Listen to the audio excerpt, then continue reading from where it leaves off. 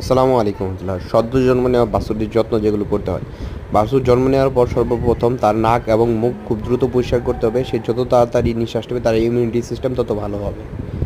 বাছুর জন্ম নেওয়ার পর যত দ্রুত তাকে শাল দুধ খাওয়ানো যায় এতে তার রোগ প্রতিরোধ ক্ষমতা খুবই ভালো হয়।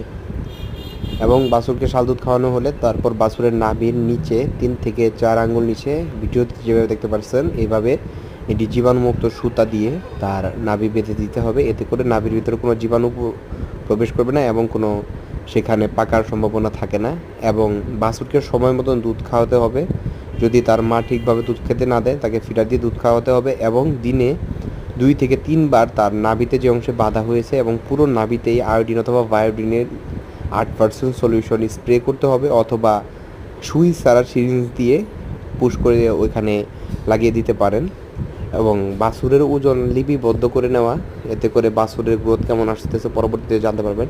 এবং বাছুরের 4-5 দিন বয়স হলে তার সামনে ভুট্টার গুঁড়া দেওয়া কিংবা কিছু পরিমাণ কাঁচা ঘাস দেওয়া, এতে করে সে চাবাবে এবং তার রুমেন ডেভেলপমেন্ট হবে খুব